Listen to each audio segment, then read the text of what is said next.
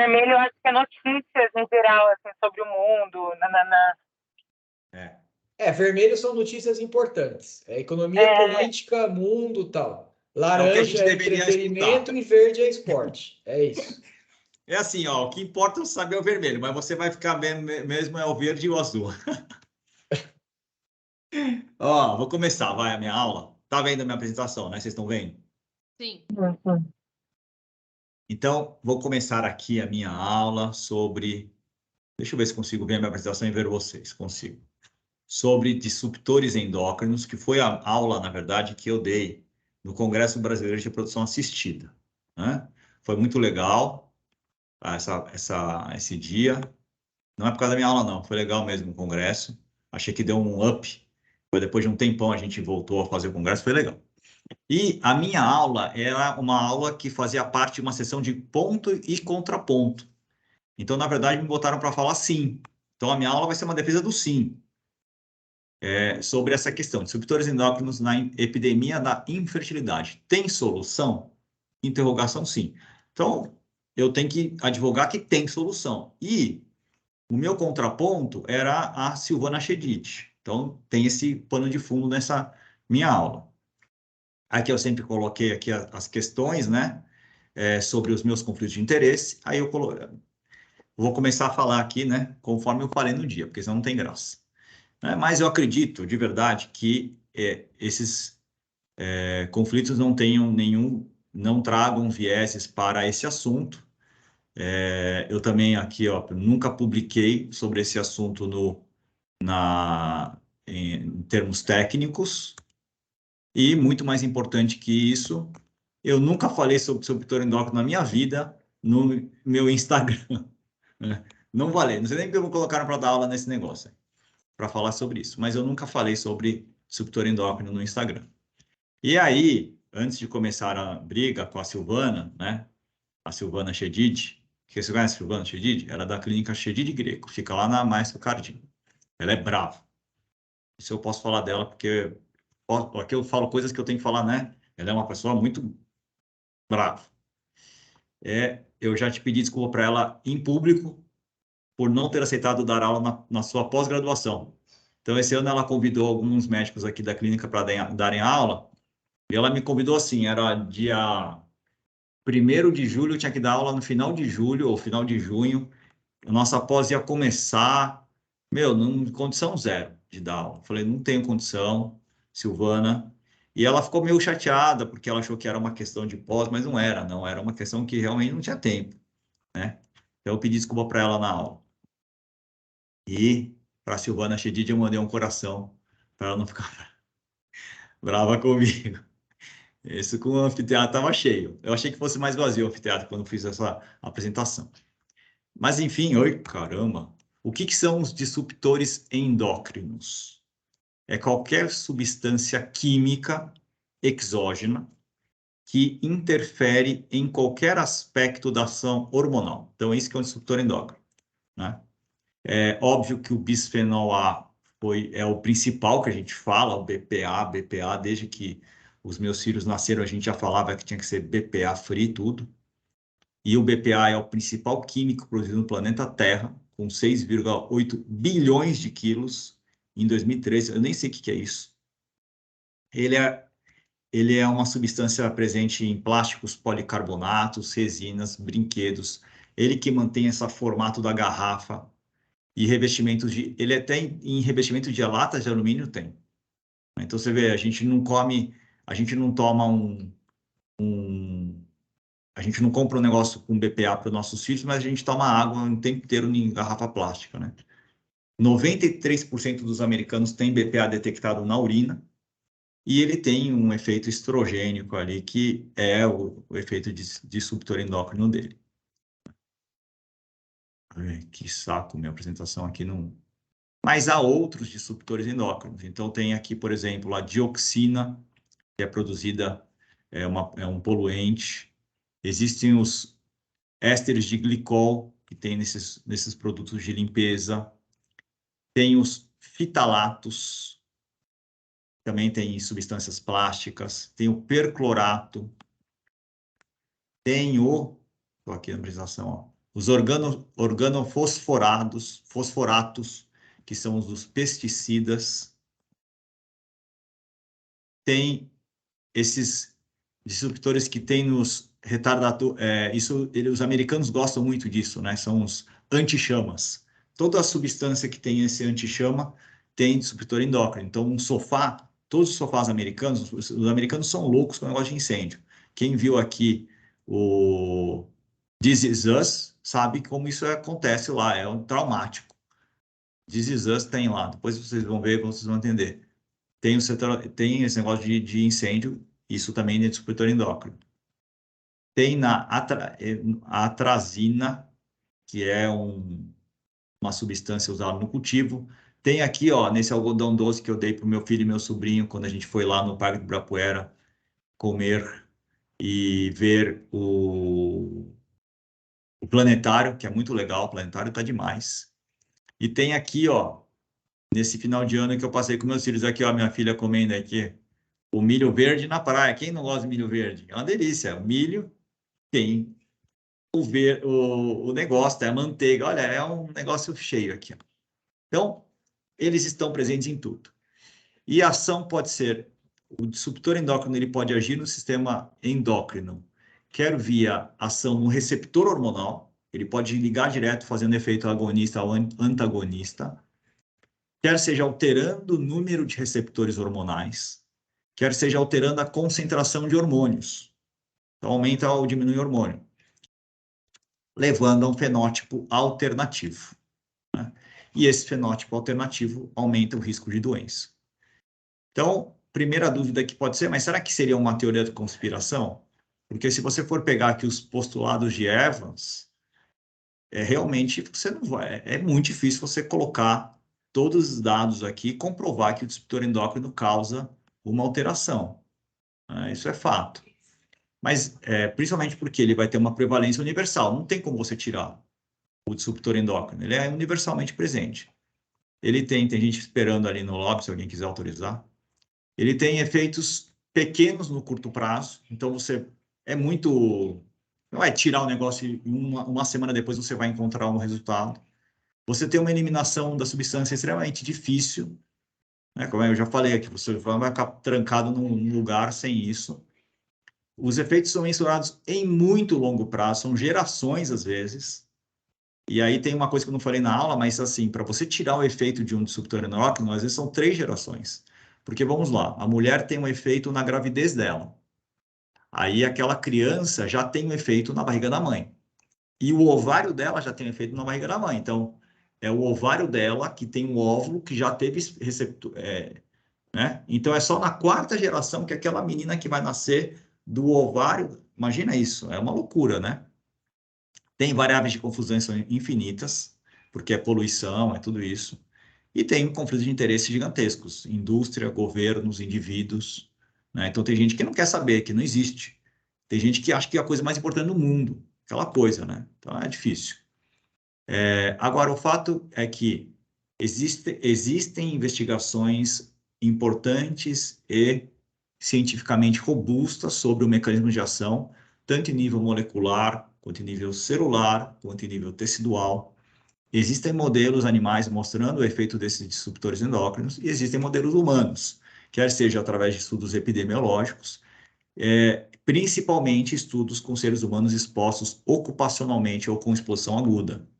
Então tem um trabalho muito interessante que eu não sabia que existiu, foi uma explosão de uma fábrica de pesticida na Itália em 1976, foi em Seveso, Itália. E aí essa fábrica teve uma exposição bizarra de dioxina. E eles começaram a estudar, olha só que interessante, ó, 86, 2011, 2013. Só que, óbvio, tem um monte de coisa que influenciou, mas foi uma coisa que foi um evento agudo. E eles viram que naquela época, as meninas pré-adolescentes, as mulheres com 12 anos ou menos, na época, e que se expuseram à dioxina, tiveram aumento de risco de doenças metabólicas. Aumento de risco de doenças metabólicas. E os homens que estavam mamando, na época, tiveram uma redução permanente na qualidade espermática. mas aqueles homens adultos que tiveram exposição na época não mostraram alteração espermática em longo prazo. Ou seja, o que esse trabalho fala é que existe uma janela de exposição, uma janela de oportunidade de fazer mal, que é explicada fisiologicamente, porque as glândulas endócrinas, elas de fato, elas têm uma maior sensibilidade aos hormônios durante a ontogênese, que é a formação aí dos órgãos, e nesse momento de formação as alterações são mais frequentemente permanentes, levando à suscetibilidade tardia a doenças cardiovasculares, respiratórias, cânceres, etc. E podendo também levar a alterações epigenéticas, que são alterações que podem acontecer de maneira permanente nas células germinativas, que eu falei do óvulo da menina que é exposta enquanto feto na barriga da mãe, né? E pode, então, ter caráter hereditário, né? Porque a epigenética pode ser herdada. Agora, a dúvida é, mas e fora dessa janela? Será que tem risco? Porque realmente, às vezes, é uma substância que fica uma quantidade muito pequena no corpo. Aí, o que a Sociedade de Endocrinologia Americana fala, né, que é a Endo Society, e eu achei que eles fossem mais assim tranquilos, mas eles são muito preocupados com essa questão dos disruptores endócrinos, tá? Ele fala que realmente o efeito negativo a curto prazo ele é reversível. No entanto, a exposição ela geralmente é contínua e ela é feita por muitos químicos, que a gente não tem nem ideia. A gente fala do BPA, mas tem um número de milhares de químicos, né? E que sim, mesmo em baixa concentração, isso é relevante. Por quê? Porque a interação com o receptor não é linear. É que nem taxa de gravidez por tempo, gente. Olha que interessante. No começo, o aumento pequeno de hormônio leva a um aumento grande de ocupação do receptor. E aí depois, realmente, quando você vai aumentando muito, já chega num nível que satura ali, já não é tão importante assim. Então, que mesmo concentrações pequenas podem ter ações relevantes no receptor de hormônio. Então, é bem interessante essa explicação fisiológica aí, né? E em relação aos ovários, então existem estudos também mostrando a ação dos disruptores endócrinos, tanto em células, na formação das células do ovário, quanto nos folículos primordiais. Aqui, ó, tem o BPA, DE, HP, DES, eu nem sei o que é isso, tá bom? Sendo bem honesto. E aí tem outros disruptores mostrando ação em outras fases, então, tanto do ovário na sua formação e na sua forma, digamos assim, quiescente, quanto no ovário dinâmico, folículo primário, pré-antral, antral. Então, tem ação assim, tem diversos momentos de ação. E também tem a ação dos disruptores endócrinos na esteroidogênese. Então, aquela cadeia que começa lá com colesterol e termina com estradiol, tem ali vários pontos onde você tem disruptores endócrinos agindo. Então, todos esses X aqui têm disruptor endócrino.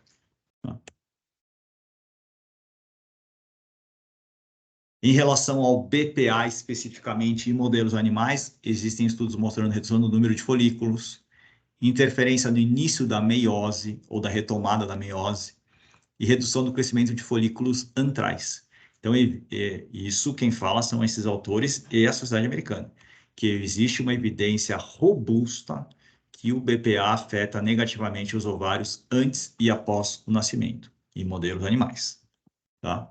Em relação ao BPA e fertilidade, com dados em humanos, existem dados mostrando maior risco de infertilidade, maior risco de abortamento e maior risco de prematuridade. Então, esses dois primeiros, gente, é muito complicado, porque são estudos basicamente de poluição, praticamente é difícil. Você tem dosagem de BPA na urina, né?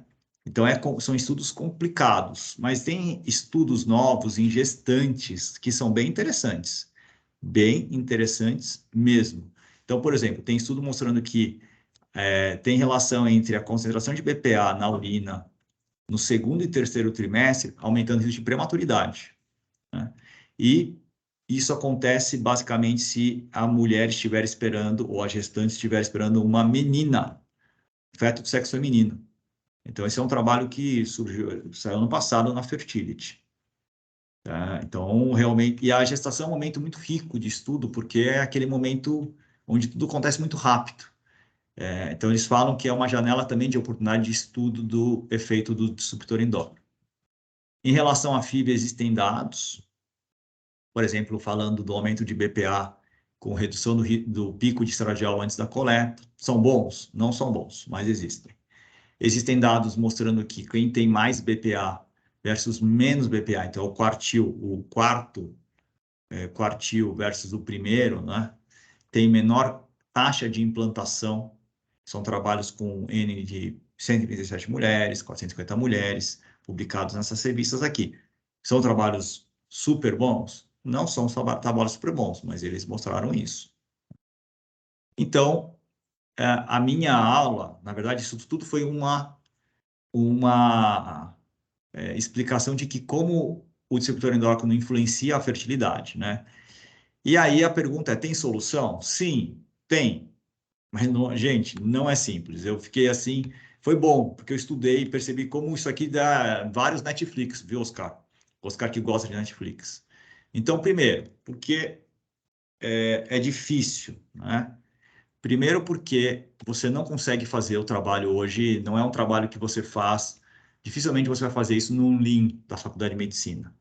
Você vai precisar de consórcios internacionais gigantescos, com projetos que envolvam diversas populações, cortes enormes, para mostrar primeiro o risco e depois benefício de eventuais medidas que você vai fazer, né? O que eles falam é que, primeiro que você precisa fazer esses trabalhos para encontrar os setores mais críticos e relevantes, porque tem 500 mil, aí você encontra os mais importantes. E aí você vai estudá-los in vitro e in vivo, provavelmente usando modelos animais. Né? E é legal que a sociedade americana já percebeu que o que está faltando hoje são novos pesquisadores, né? Que é uma carência mesmo, porque que nossos filhos vão querer ser quando crescer? Né, quando eles crescerem. Eles não vão querer ser pesquisador, gente. Me desculpa. Ninguém quer mais ser pesquisador. Né? Eles vão querer ser empresário. Ó, primeira profissão, gamer. Segunda profissão, youtuber, influencer. Estou falando dos meus filhos querem. O meu filho pequeno, o Matheus, falou que ele vai ser gamer. Aí minha filha falou assim: mas você vai ser gay? Daí ela falou assim: o que é gay? Não, gay é quando o homem casa com homem. Ele falou assim: não, você é gamer. Aí foi essa conversa. Ah, você vai ser gamer, mas como é que você vai viver disso? Ele falou assim: não, vou casar com uma mulher que trabalha para poder jogar videogame o dia inteiro. Daí a minha filha falou: mas nenhuma mulher vai querer casar com você e você ficar jogando videogame o dia inteiro. Então, mas ele quer ser gamer, entendeu? Mas ninguém quer ser pesquisador, gente. Então, o mundo está em crise. Essa é uma coisa que eu cheguei à conclusão também. Aí, a outra coisa que a gente vai precisar para combater essas questões de disruptor endócrino é que ele é um problema que vai precisar de órgãos governamentais, órgãos não governamentais grandes. Não é assim, ó, eu vou parar de comer coisa de BPA, não quero mais BPA. Não, você precisa ter governo agindo, né? Quem é de direita aí que me desculpa, o governo tem que agir, porque é um negócio que dificilmente a iniciativa privada vai ter interesse em mudar. No final dos contos, essa é a história, né? Você precisa ter órgão, ou você precisa ter uma divulgação em massa de informação, que também dificilmente a iniciativa privada vai querer que aconteça. Então, você vai precisar desses órgãos governamentais, ou quer seja via Organização Mundial da Saúde, etc. Existem já plataformas que foram desenvolvidas para tentar avaliar muitos tóxicos de uma vez só. E uma outra coisa que eles também falam é que assim, não adianta você tirar um composto que é ruim e colocar outro que você não estudou, que é o que acontece hoje. Né? Qualquer composto que vai ser introduzido em qualquer produto que entre em contato com o ser humano deveria ser teoricamente estudado, né?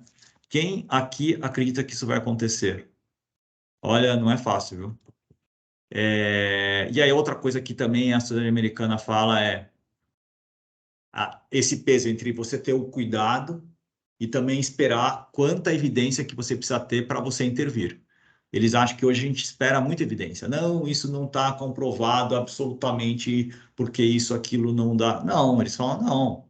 Se você tem a indicação que aquela substância química interfere com o sistema endócrino em concentrações ambientais, se você sabe que esse sistema endócrino é essencial para o desenvolvimento normal do ser humano, então você tem uma chance razoável de que aquela substância química faça mal para o ser humano, gente. Você não precisa ficar, né? E eles falam que não, que geralmente as inferências são cautelares, pois efeitos adversos evidentes não foram totalmente caracterizados, né? Então ele fica nessa dualidade entre a produção da indústria e da saúde pública, da economia versus saúde a longo prazo. E eles também citam que é importante que a população seja alertada, né? Busque alternativas, leia os rótulos, prefira os alimentos frescos. É muito legal isso aqui, ó. Cuidado com contaminação dos alimentos. Então, não deixe garrafas ou plásticos em locais quentes. Então, tá no carro, toda aquela garrafa que fica meio molenga, quente, aquilo aumenta o que eles chamam de lixiviação, que é a contaminação daquela água pelo produto químico. Não esquente comida no micro-ondas com plástico, né? E reduz a exposição a pesticidas. E aí, redobrar, para a gente que é ginecologista e obstetra, redobrar cuidado em momentos críticos da vida. Periconcepcional, pré-natal, crescimento, porque já tem dado falando que isso é muito importante, né? Então, eu falo isso, falei na aula, né, que a reprodução humana, assim como a vida, é um sistema complexo, composto por inúmeras variáveis, e todas elas, na medida do possível, devem ser ponderadas enquanto se anda por ela. Então, é essa a minha aula. Obrigado. Qualquer dúvida, vocês me perguntem. Vou parar de compartilhar minha tela aqui. Ah, parou já, né? Eu tenho uma dúvida. O que a Silvana defendeu? A Silvana, nossa, cara, aqui na verdade a Silvana, eu vou falar aqui, vai. Ela teria que defender que não tem solução. Inicialmente, quando eu vi o tema, eu falei, puta, eu vou defender que o negócio faz mal e a Silvana vai defender que o negócio não faz mal. Mas aí, lendo o título direito depois, né, quando for fazer minha aula, eu percebi que não. Eu teria que defender que faz mal é um consenso. Ela teria que defender, eu teria que defender que tem solução para o que faz mal, e ela teria que defender que não tem solução. Mas aí também a escolha dela talvez não tenha sido tão boa, porque ela já participou de um Lean com pepino lá, falando sobre poluição. Então ela acredita que faz mal, entendeu? E que teria solução. E ela preparou a aula dela de uma maneira que nem ninguém entendeu direito. A aula dela foi assim, foi falando sobre como é importante e ponto.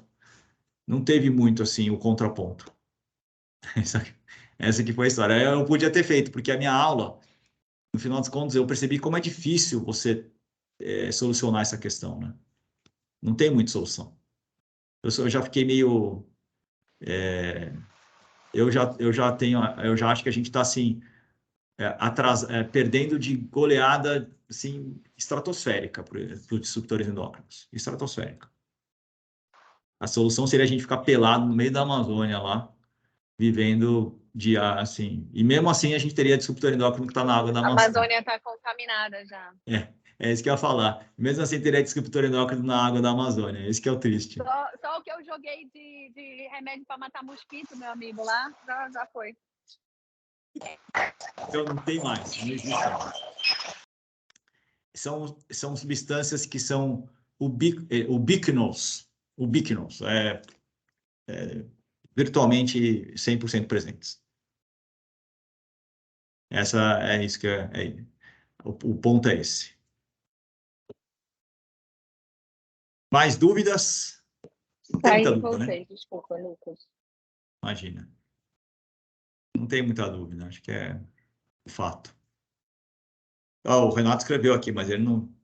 Teríamos disruptores... Escreveu alguma coisa aí.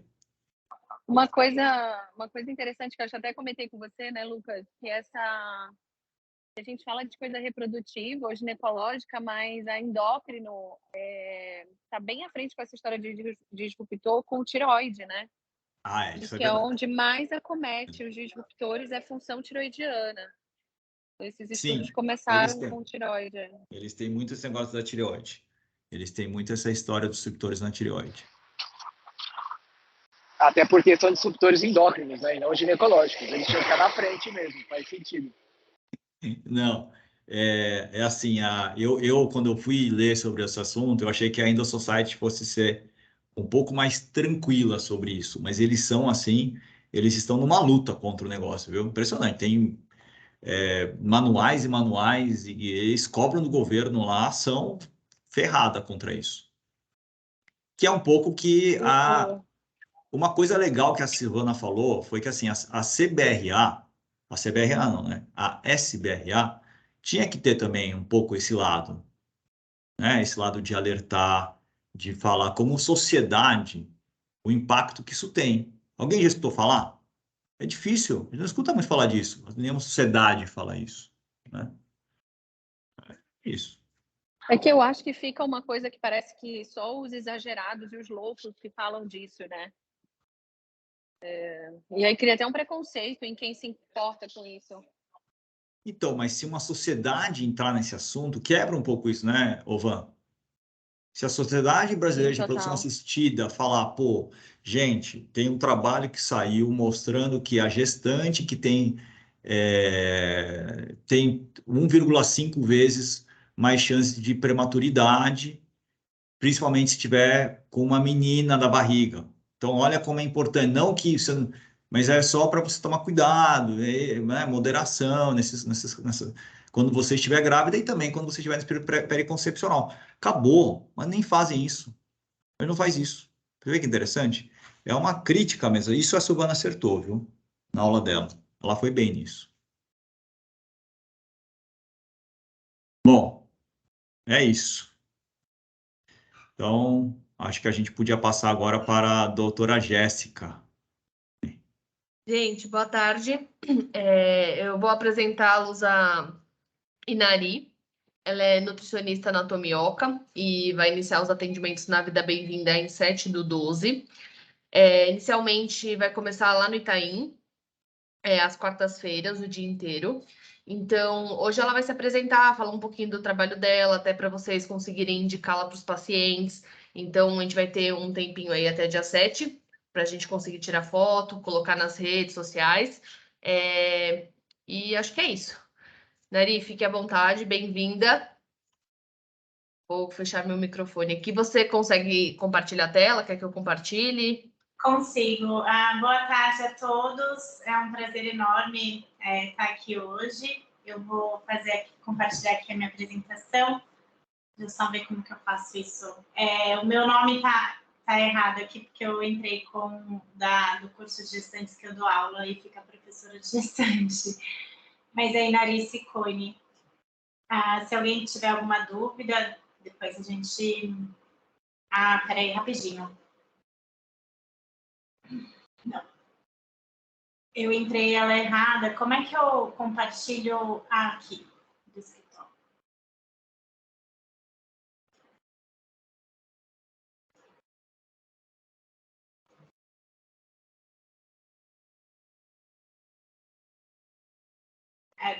Tá todo mundo conseguindo ver bem? Sim. Bom, eu sou nutricionista há mais de 10 anos no mercado da nutrição. Hoje eu vou contar um pouco tanto da minha trajetória, do que eu me baseio, né, e como que eu vim parar na parte da reprodução. Mas, inicialmente, eu gostaria de deixar bem claro para vocês que, para mim, hoje é um marco bem importante.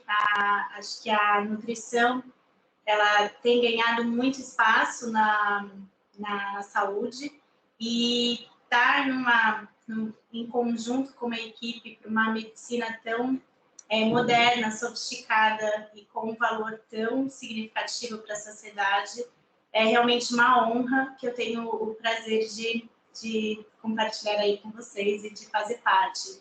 Realmente acho que hoje é um dia bem importante, tanto para a nutrição como para mim, como profissional. A minha formação, eu sou nutricionista formada pela Unifesp em 2010, depois eu fiz uma especialização tanto em nutrição esportiva e em obesidade e emagrecimento, todas pela Unifesp. Fiz a formação de coaching para buscar ter mais sucesso na mudança de hábito alimentar, que é um grande desafio. E fiz o mestrado na urologia da USP, quando eu comecei a ter mais contato mais profundo com a andrologia e com a medicina da reprodução humana. E fiz também um curso de longevidade no Centro Benalinfa, no Mediterrâneo, porque a minha principal missão como nutricionista é conseguir desenvolver soluções para que as pessoas possam viver com mais qualidade, tratar doenças, utilizando os recursos naturais que temos, tanto em alimentação, estilo de vida e nutracêuticos, suplementos, enfim.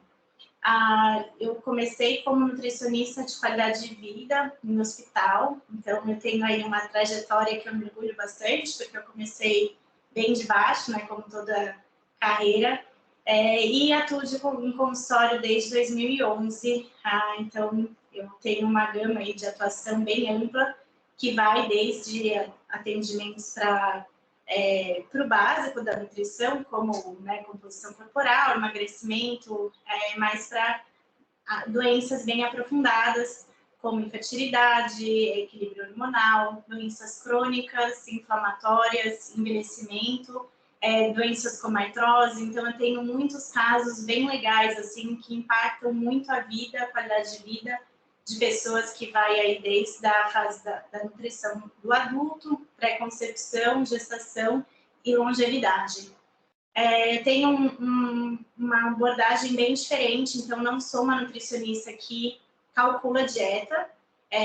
Eu busco unir tanto a nutrição clínica, funcional e comportamental, mas aquela que funciona para o paciente. Então, meu principal trabalho é desenvolver um estilo de alimentação que funcione, que a pessoa consiga seguir, né, a longo prazo, que ela possa incorporar e adotar hábitos alimentares saudáveis e que isso impacte no resultado dela, no objetivo dela. Então, é uma mescla aí, por isso que eu também uso algumas ferramentas do coaching voltado nessa parte de mudança de comportamento, de acordo com o desfecho clínico que ela precisa resolver.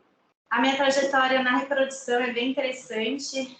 Quando eu voltei da Austrália, fiz intercâmbio na Austrália em 2014, eu fui consultora científica de uma empresa de fórmulas de suplementos para doenças raras, e eu tinha um trabalho dos sonhos que eu tinha que estudar, eu viajava bastante e tinha muito tempo livre. Então, como eu tinha tempo livre, eu fui contratada pela Androscience, a clínica do Dr. Jorge Alac, para preencher meu tempo livre, mas em 2014 a empresa acabou me cortando pela crise que teve, e eu tive a Androscience como principal trabalho. Então, como eu não sabia nada, né, sobre andrologia, principalmente azospermia, infertilidade, varicocele, todos os desfechos dessa área, eu entrei no mestrado na urologia para que eu pudesse ter um pouco mais de tanto respeito nesse meio, como mesmo entender melhor e buscar soluções nessa área que eu via que tinha um valor muito grande e que muito pouco conhecimento. Então, eu nunca fiz um curso presencial, uma pós-graduação em reprodução. Tudo que eu sei hoje foi eu mesma que fui aprendendo com a literatura científica. Em 2020, a Bettina Motriz lançou um curso online nessa área de reprodução, foi o primeiro, né, aqui no Brasil, mas ainda é algo muito novo, que está sendo construído na parte da nutrição e, pelo que eu vejo com a minha experiência, tem um impacto enorme. Então, o meu trabalho no mestrado, minha tese foi sobre vitamina D e a correlação com os parâmetros seminais e hormonais. Teve 2 premiações no congresso da ASA, em 2017 e 2018, e em 2018 foi apresentado como a Oral Presentation e ficou entre os 10 melhores trabalhos do congresso. Depois ele foi publicado no Asian, e e até 2019, eu acreditava que a nutrição era um coadjuvante importante no tratamento de reprodução. Mas aí, quando eu saí da Androscience, eu comecei minha carreira independente, eu comecei a ver que não. A nutrição, ela tem um fator determinante na qualidade das células reprodutivas, onde a mudança do estilo de vida, ela pode impactar de forma altamente significativa o desfecho do tratamento na reprodução. Tem alguns casos que comprovam isso ainda está sendo desenvolvido, as evidências ainda não são robustas, é algo assim que tem poucos profissionais na área trabalhando, mas que tem um significado imenso, por isso que eu acho que eu fui escolhida para trabalhar nisso, porque eu ainda nem tenho filho, não é algo assim que eu me especializei para tratar em mim, o que eu vejo que muitas nutricionistas acabam fazendo. Por isso que tem muito mais conhecimento e profissionais atuando na saúde da mulher do que na saúde do homem. Em 2020, eu iniciei na Clínica Tomioka e a parceria com o Dr. Conrado Alvarenga, e isso tem gerado bastante casos legais, porque o Dr. Conrado tem uma visão bem que inclui muito a mudança de estilo de vida e acaba dando espaço para que a gente possa fazer aí um trabalho em conjunto muito, muito bacana, que a gente consegue ter resultados bem significativos para os pacientes. Uma das questões que eu quis vir para a Vida Bem-vinda, antes de começar aqui com a parte da literatura, é que eu sempre quis trabalhar com médicos que tivessem congruência de valores, isso sempre foi muito importante para mim. Então, um dos principais valores que eu tenho é a parte ética, honestidade e qualidade. Acredito que a gente consegue criar uma carreira muito produtiva e que impacte positivamente a nossa sociedade quando a gente consegue trabalhar em conjunto com os nossos valores. Então, essa foi a publicação do meu trabalho. A minha tese de mestrado mostrou uma correlação positiva com todos os parâmetros de qualidade seminal, com várias, a gente incluiu todas as variáveis que poderiam ter algum impacto, como o fumo, sedentarismo, o IMC, e a vitamina D foi a que teve maior correlação.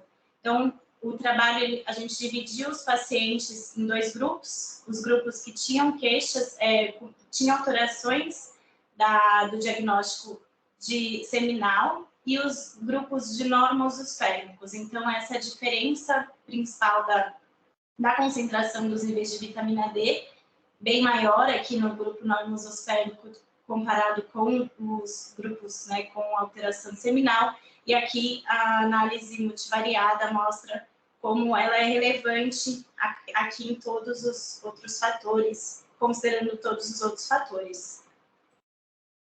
Então, para explicar um pouco o que acontece, essa figura ilustra bem. Então, a vitamina D ela é ativada pela exposição dos raios UVB, que forma aqui o 7-hidrocolesterol, que vai ser convertido em colecalciferol a partir da ativação pelo raio UVB. Por isso que é muito importante não ter o uso do bloqueador, UVB, para que possa ter a produção de vitamina D. Esse componente vai ser metabolizado, então ele pode vir tanto da ativação pela produção do sol ou via alimentos e nutrientes e suplementos. O problema é que são poucas fontes na alimentação que vai prover a vitamina D. Peixes ou ovos, leite são as principais, e os suplementos. No intestino, ela vai ser transportada e aí ela recebe duas reações aqui da forma ativa ou a forma inativa. A 25-hidroxivitamina D, ela vai ser a forma ativa, ela vai receber uma hidroxila aqui no fígado e depois no rim ela recebe mais uma hidroxila, formando aqui a 1,25-hidroxivitamina D. Essa é a forma que vai ser entrar no receptor, que vai ter interação com os receptores. O testículo tem muito receptor de vitamina D, ele também tem uma forma de inativar, então tem essa enzima 24-hidroxilase, que faz a inativação. Então, quando ele precisa de vitamina D, ele consegue utilizar a 1,25, e quando ele já não precisa, ele faz a inativação para montar um estoque, vamos dizer assim. Todo o nosso organismo possui os receptores para essa forma ativa. Ela tem interação em mais de 3 mil reações no organismo, tanto na forma genômica ou não genômica, e no espermatozoide também. Então, ela vai ter uma correlação com uma função aqui importante, tanto no citoplasma como no núcleo. Por isso que ela acaba sendo tão essencial nessa área. Junto com a minha publicação, teve esse outro estudo, um estudo maior, onde os pesquisadores investigaram o efeito da suplementação da vitamina D, da adequação dos níveis na pré-concepção em pacientes inférteis, e aí eles tiveram aqui como resultado um aumento de 7 a 9% das taxas de nascidos vivos e de gravidez espontâneas. Nos tratamentos de fertilização, foi significativo um aumento aqui na ICSI, comparado com o placebo.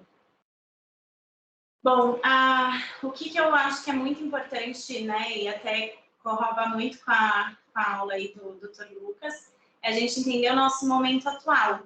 Então, hoje a gente tem muito conhecimento, a gente está na era da informação, mas parece que as pessoas estão cada vez mais doentes, porque não basta você saber o que você tem, né, os diagnósticos, ou como tratar, ou o que comer, ou o que fazer, mas você precisa alinhar isso com o seu estilo de vida, cuidando não só, né, das ações do hoje, mas pensando aí na parte da epigenética, que é a interação aí do genoma, que vai ter uma relação tanto com a parte alimentar, com a parte de medicamentos, com a parte emocional, com o estresse, com recuperação, injúria e vários outros componentes que acabam sendo consequência do estilo de vida moderno.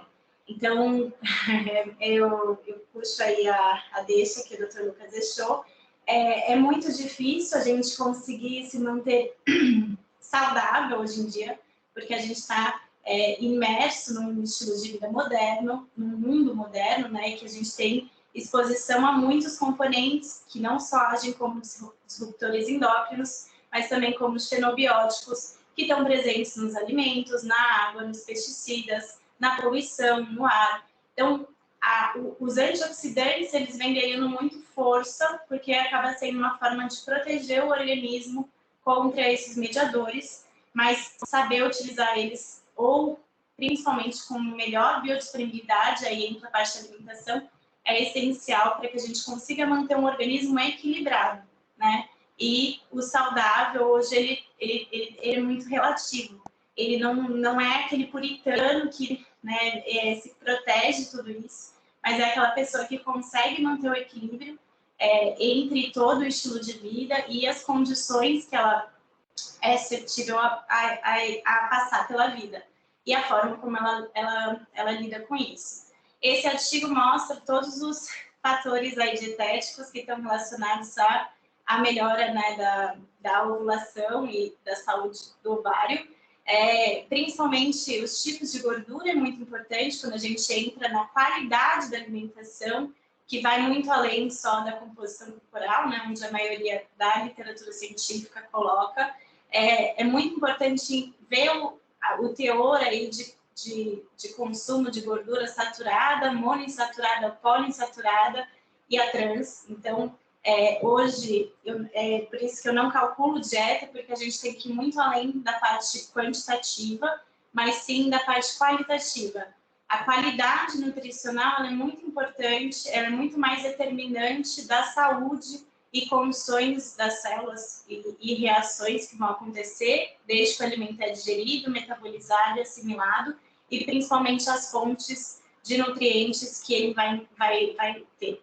Então, o tipo de proteína é bem importante, né? Não só a quantidade de proteína, se ela vem aí de fonte animal, vegetal, os tipos de carboidratos. Então, eu vejo muito nos congressos de nutrologia de algumas áreas da medicina que falam-se muito de carboidrato, mas é muito importante que a gente nunca demonize um nutriente ou um alimento, mas que saiba que existem diferenças de fontes. Existem carboidratos que são altamente ricos em fibras que são essenciais para a microbiota, para a saciedade, para a produção de energia, e existem carboidratos que são altamente deletérios quando são ingeridos em excesso, mas eles também não são algo que é tão fácil de ter uma isenção da alimentação.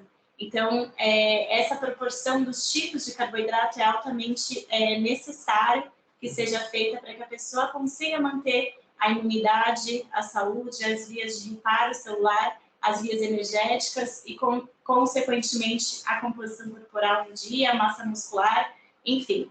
É bem importante a gente, além de ver se é low fat, high fat, ou se é low carb, no sugar, se além desses componentes que eles vão ser alterados, como que é a forma de produção do alimento. Então, a gente tem que sempre pensar que o alimento inteiro, ele natural, ele pode ter sim os pesticidas ou os agrotóxicos, essa é uma questão, mas ele também vai ser muito mais rico em nutrientes, vitaminas, minerais. Como ele é produzido importa, desde a forma de cultivo, solo, a água, enfim, mas em geral ele vai ser muito mais saudável do que a pessoa consumir um alimento que foi ultraprocessado, que tem ali nutrientes enriquecidos artificialmente e que não vão ter a melhor biodisponibilidade como o alimento natural. Ingestão de vitaminas, essa é uma questão que hoje tem vieses muito consideráveis, o quanto é necessário, o quanto é eficiente, então deve ser feito de forma personalizada e a manipulação tem que ser feita com qualidade. O consumo de álcool, café e fumo devem ser feitos de forma coerente, é muito difícil você isentar isso, porque tem questões sociais. Agora, a pessoa precisa entender o momento certo e se aquilo faz sentido com o objetivo dela. A composição corporal é um ponto muito importante, a maioria da literatura científica na área de reprodução fala muito sobre obesidade, e, na verdade, a gente tem que olhar para a composição corporal como consequência da qualidade da alimentação, e não como causa. A pessoa está obesa, então ela faz uma dieta com restrição de carboidrato, eu já ouvi em grandes centros de reprodução isso, e aí ela emagrece e melhora. E não é assim. Na verdade, a pessoa está obesa porque ela está com uma alimentação pobre em nutrientes, rica em componentes que são agressores ao sistema reprodutivo. Se ela melhora a qualidade, ela pode, às vezes, manter a obesidade, ela não necessariamente emagrece o montante para sair do estado de obesidade, mas, às vezes, ela melhora a saúde reprodutiva. E isso vai além ali do BMI, que é um índice muito raso para a gente falar de composição corporal. É muito importante a gente pensar na nossa era também, que as pessoas têm um apelo bem importante para o corpo, né? Onde os tratamentos hormonais com anabólicos e anabolizantes têm sido cada vez mais utilizados, isso pior para o ganho de massa muscular de forma desnecessária, onde o que vai, de fato, melhorar a massa muscular é a adequação da nutrição em conjunto com a eficiência do treino. Isso tem um impacto na saúde reprodutiva, sim. Bom, a questão aqui dos contraceptivos, né, e os outros hormônios que são utilizados também vão ter impacto, e aqui é interessante ver que eles fazem um risco relativo de piora ou do aumento aí das desordens na ovulação, quando comparado com a adoção dos hábitos. Então, quanto mais hábitos a pessoa adere, né, mais saudáveis que favorecem isso, menor é o risco, e quanto menos hábitos, maior é o risco dela ter alguma desordem ovulatória. No caso da saúde do homem, acompanha muito isso, né? Então, tem muita questão do uso de drogas, tabaco, álcool, que estão muito relacionados com a parte emocional, ansiedade, depressão e falta de satisfação no que a pessoa faz, de vida, enfim, uso recreativo de forma não educativa, que não faz sentido. E isso é uma questão bem difícil de lidar, porque entra muito na dieta, né? Às vezes a pessoa para para de fumar e começa a comer muito doce, ou não, isso não necessariamente resolve. A ideia é realmente educar o indivíduo para que ele tenha consciência de entender que, se ele quer atingir um objetivo, né, tão significativo como ter um filho, ele precisa ter um estilo de vida mais equilibrado para que ele tenha um organismo saudável e esse organismo saudável seja capaz de se reproduzir.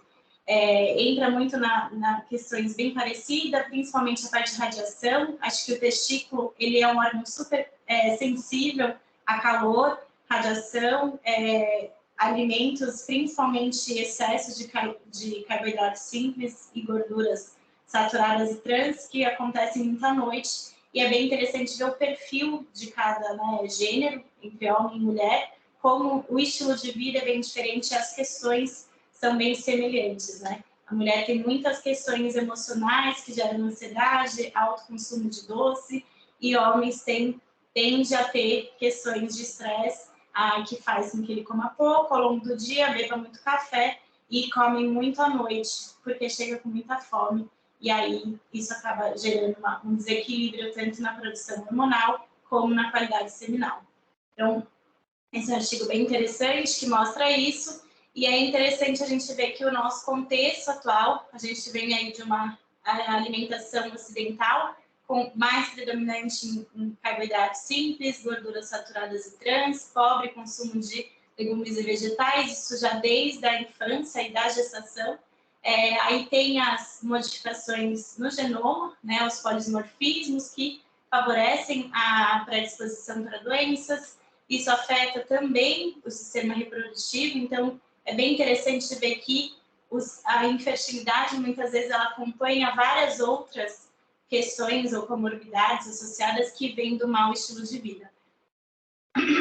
E de outras causas, obviamente. Então, isso piora tanto a qualidade do espermatozoide ou a qualidade dos oócitos. Isso vem aumentando significativamente aí a infertilidade e isso acaba impactando nas taxas de sucesso dos tratamentos de fertilização. Porque é muito comum ver que os embriões, né, mesmo fazendo a fertilização, eles não conseguem se desenvolver por causa desses fatores de estilo de vida, muitas vezes. Eu trouxe esse estudo que é bem interessante, que fala só do refrigerante. Então, quanto o consumo diário de um refrigerante pode piorar a qualidade seminal em 13,2 milhões de concentração, comparado com aqueles que não consomem. E é muito interessante que um dos casos que a gente teve sucesso aí com o Dr. Conrado foi uma reversão de azospermia de um casal do interior que quis fazer um tratamento natural para azospermia e teve a reversão. E desde isso eu recebo muitos homens azospérmicos e um dos principais comportamentos que eles têm em comum é o alto consumo de refrigerante. E a composição dos ingredientes do refrigerante muda muito, né? Tanto é que é muito diferente aqui no Brasil comparado na Europa por causa da legislação. E isso tem aí uma relação bem direta com essa parte, tanto da fertilidade no homem como na mulher. Eu trouxe alguns casos que exemplificam o quanto, né, o estilo de vida faz diferença no tratamento de fertilidade assistida. Então, esse foi um caso de um casal que tinha infertilidade por fator masculino, ele era portador de azospermia, 40 anos, a esposa com 30, ela não tinha nenhum problema, eles eram do Espírito Santo, uma cidade bem pequena, há um ano tentando engravidar sem sucesso. Ele ficou um mês se alimentando de fast food, porque ele ficou trabalhando, então durante a semana inteira, todos os dias, ele comia fast food. Sedentário, alto consumo de álcool, churrasco no final de semana, né, aquele típico lazer das pessoas que moram no interior, baixo consumo de legumes e vegetais e frutas. Tinha má qualidade do sono, sedentário, alto nível de estresse, ele tinha uma dupla jornada de trabalho, IMC não era obesidade, mas a qualidade de alimentação dele estava muito ruim. A teste inicial estava 264, LH-FSH normal, colesterol alto, pré-diabetes com alta resistência à insulina. O urologista que ele foi na época, ele já indicou a microtese no dia, assim que ele foi. Aí ele já tinha feito a consulta comigo, ele veio perguntar, né, o que eu achava, e eu falei, olha, melhor a gente melhorar seu estilo de vida para que depois você faça a microtese com melhor condições metabólicas e até nutricionais. E ele aderiu ao tratamento comigo, depois de 6 meses, não teve melhora aqui da produção no ejaculado, mas ele começou a aparecer as células espermáticas. Então, ele ficou um pouco desanimado, né, que não tinha melhorado, mas ele fez a microtese, e aí ele conseguiu 3 embriões euploides. Então, esse foi um caso muito legal, que mostra como é significativa a mudança de estilo de vida em casos tão obscuros como a azoospermia. Esse é um caso com mulher, então, uma paciente portadora de endometriose, 38 anos, tentando engravidar desde 2017, já fez várias tentativas de FIV sem sucesso. Ela não tem questões com sobrepeso, sem comorbidades metabólicas, mas tinha uma alimentação muito pobre em micronutrientes, antioxidantes e sedentária. Ela tratou a endometriose com medicamento para fazer a implantação de embrião que ela tinha congelado. E ela começou comigo, ela tinha 1 mês para fazer a implantação. A gente fez o trabalho, mas não deu certo. Nesse tempo, ela tinha cólicas intensas, vômitos, o ciclo menstrual era um pesadelo para ela. Mas melhorando a alimentação, o estilo de vida, ela teve uma gestação ectópica, fez a transferência dos embriões, eles não desenvolveram. Depois começou a surgir o efeito da mudança de estilo de vida, com a redução das cólicas, melhora da qualidade de vida. Aí ela fez aqui em outubro a primeira coleta após o estímulo, e ela teve aqui 9 folículos e 7 folículos na segunda. Na tentativa de 2017, ela teve 5 folículos e 3 folículos na segunda vez. Então, teve aí uma melhora bem significativa na quantidade dos folículos, na qualidade. Ela vai fazer a fertilização e estamos aí na torcida para que ela consiga realizar esse sonho que ela quer tanto. E é uma paciente bem querida que aderiu bem, né, ao acompanhamento e faz tudo certinho. Bom, as principais indicações para a nutrição são, né, endometriose, síndrome do ovário policístico, pacientes com obesidade, síndrome metabólica, doenças crônicas, alergias e intolerâncias alimentares, que tem bastante relação com a fertilidade. A desnutrição aqui não entra só em baixo peso, é bem importante a gente ver que tem muitas pessoas desnutridas, né, e sinais que aparentam isso, então sinais de cansaço, queda de cabelo, unhas fracas, má imunidade, pior aí, né, de imunidade, cicatrização. Isso muitas vezes é falta de nutrientes adequados que tem relação com a fertilidade, porque os nutrientes precisam ser ingeridos todos os dias. Quando o sistema reprodutivo fica com déficit nutricional, a qualidade das células reprodutivas piora, obviamente. Então, resistência à insulina, desbiose intestinal, infecções recorrentes são sinais que a alimentação não está boa, né? Não está com boa qualidade, não está adequada, mesmo se a pessoa não tiver um sobrepeso e desequilíbrio hormonal. Na parte do homem, principalmente a qualidade seminal, obviamente, mas a parte da testosterona também tem uma relação bem direta com o estilo de vida. Eu estou com um estudo piloto que eu estou desenhando, e tenho 5 pacientes com a intervenção de estilo de vida, já tem uma média de melhora de 36% com a mudança de estilo de vida. Fragmentação de DNA, a síndrome metabólica, queda de libido, doenças gástricas, né, que muitas vezes usam os medicamentos que acabam piorando a qualidade seminal, elas podem ser resolvidas com a mudança da alimentação também. O meu protocolo de tratamento que eu faço, inicialmente eu tendo a fazer uma detoxicação inicial. Isso é bem interessante, que tem bastante relação com os disruptores endócrinos. Então, a avaliação mais simples que eu faço na língua, essa língua de um paciente inicial e depois de 20 dias de detoxicação.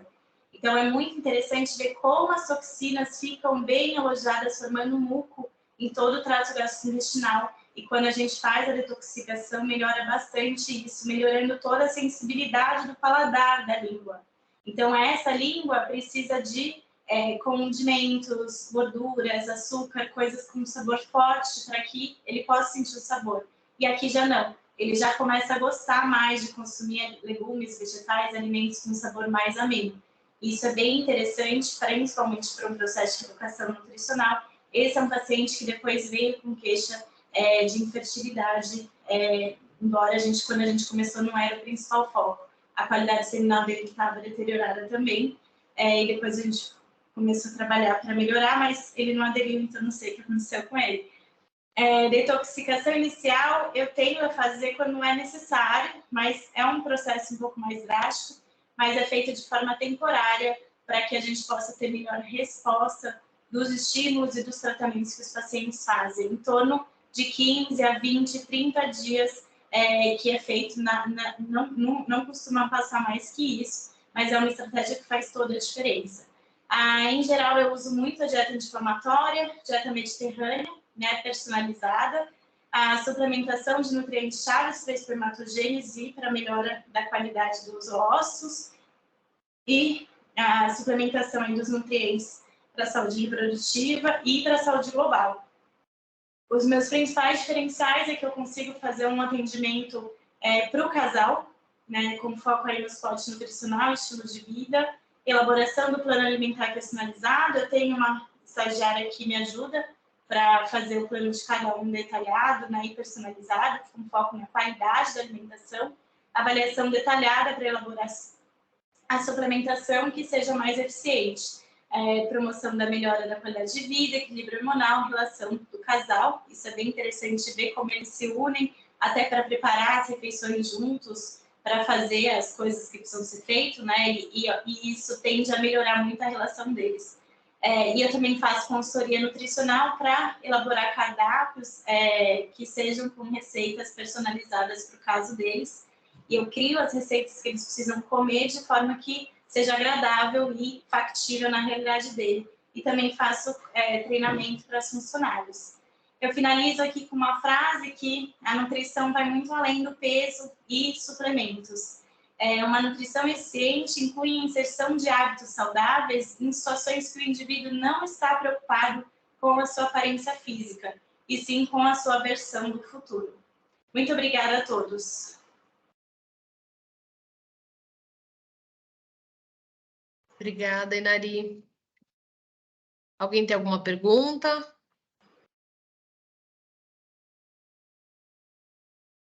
Não, só parabenizar e dizer que seja bem-vinda, Inari. Muito feliz que você está no time, viu?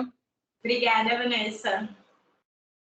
Aí, agora eu vou colocar o meu contato nos pedidos da Vida Bem-vinda. Diga, doutor.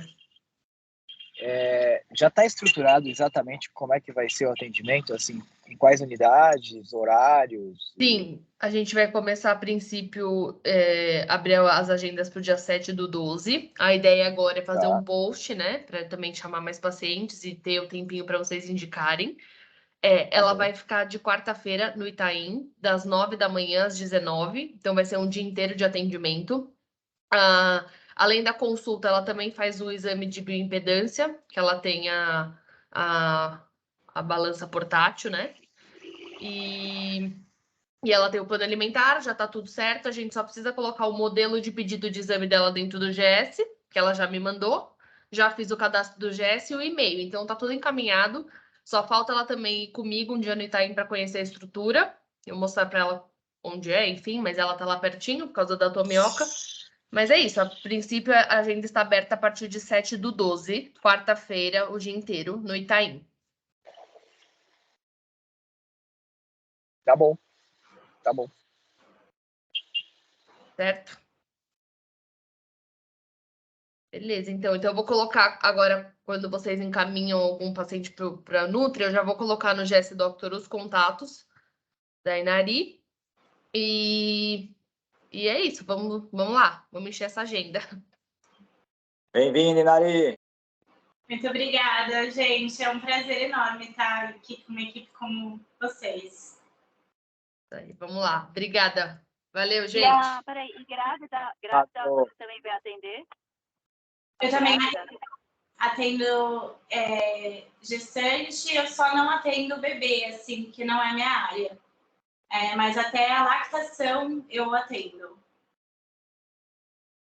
Ah, então tá ótimo. Bom, dá para mandar as pacientes com diabetes gestacional também, né? Sim, também ajuda muito, assim, resolve bem. Bom, obrigada. Bem-vinda aí. Imagina, obrigada. Obrigada, Inari. Obrigada, gente.